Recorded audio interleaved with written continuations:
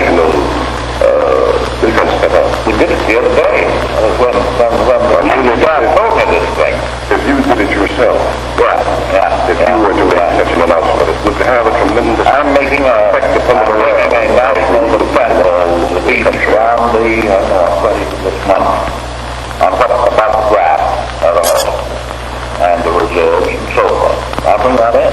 It would have a tremendous effect because I must say that it is the irritating spot among the Negro people.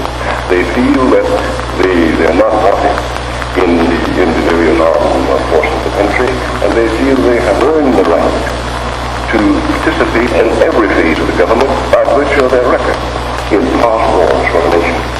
And consequently, without regard to political complexion, without regard to any sort of idea whatever, Negroes in the unit, and they're feeling that they're being shunted aside, that they're being discriminated against, and that they're not wanted now. I heard one expression the other day that other persons are trying to find a way to be married or and defendants to receive the Negroes trying to get every element and he's trying to get in.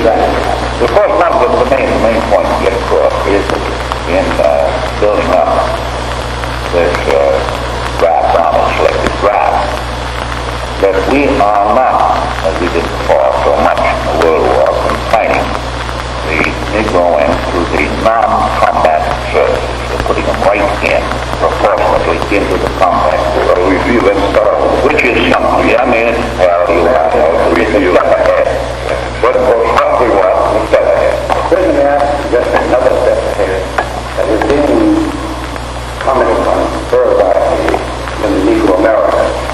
And that is that we realize, practical realize, that in Georgia and Mississippi it is impossible to have units of where people with standards of mission would be ability. But they are pointing out that in states like New York, Massachusetts, Illinois, Pennsylvania, Negroes and whites go to school together, they play on the same athletic teams. For example, Mr. Chief Justice Hughes, his grandson, and my boy are classmates at the agricultural school, and closest friends. And then when it comes to the army, fighting for democracy, they say, well, Negroes are not good enough, they've got to be shunted aside. I would like to suggest this idea, even though it may sound fantastic at this time, but in states where there is a tradition of segregation, that we might start to experiment organizing a division or regiment, and let them be for America. We do not like America to be young whites together. Now, there's a number of reasons why I think that should be done. Among them, that I think it would be a practical way to democracy, and I think it would be less expensive and less trouble, and then in the long run. Well, you see, my general thought on it is this. It's the thing that we've got to work into. Now, for instance, you take the divisional organization. What are your new divisions? About 12,000 men. 14, I think they're great. Yes, and 14,000 men. Now, suppose in there that you have one, what do they call the gun units? One battle with Negro troops, and in that battle, like for instance New York, and another regiment or battalion, or perhaps a regiment, of Negro troops. They go into a division, a whole division of 12,000. You may have a Negro regiment, you would, here.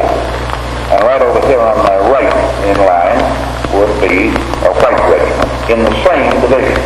Maintain the divisional organization. Now what happens after a while? In case of war, those people get shifted from one to the other. The thing we sort of back into. We have one battery out of a regiment of artillery that would be a Negro battery with the white battery here and another Negro battery, and gradually working in the field together. You may back into what you're talking about. You project it so that it's right.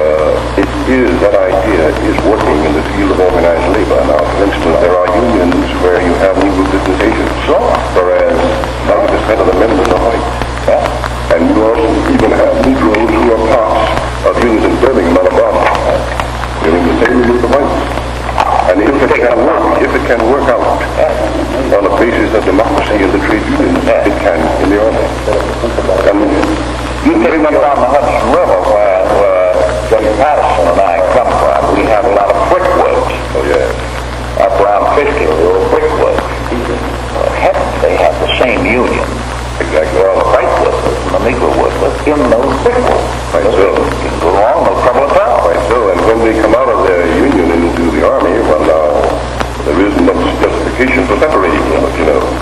Colonel Knox, after the Navy, what is the position of the Navy on the integration of the Negroes in the various... You have to factor in the Navy, which is not present in the Army. That was that these men live aboard ships.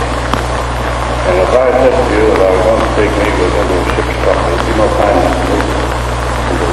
This is the service number two. And you can't have separate ships that let the Negroes do because every Navy man has to be able to change. If you could have a northern ship and a southern ship, it'd be different. But you can't do that. I'm looking with the President's suggestion on the way of providing a way to connect the Negro patriotic leaders to serve the babies without raising questions of conflict from white men and black men together living in the same ship. Well, I think the proportion is going up. One very good reason is that in the old days, up to 2 years ago, at the time of the Philippine Independence Act, practically, go up from 75 or 80% of the mess people on board ship were Filipinos. And of course, we've taken in no Filipinos now for the last, 4 years ago, 3 years ago, taken in no Filipinos whatsoever. And what they're doing, we're replacing them with colored boys, or brown, which must have been so forth. And in that field, they can get up to the highest rating of a chief petty officer. The head message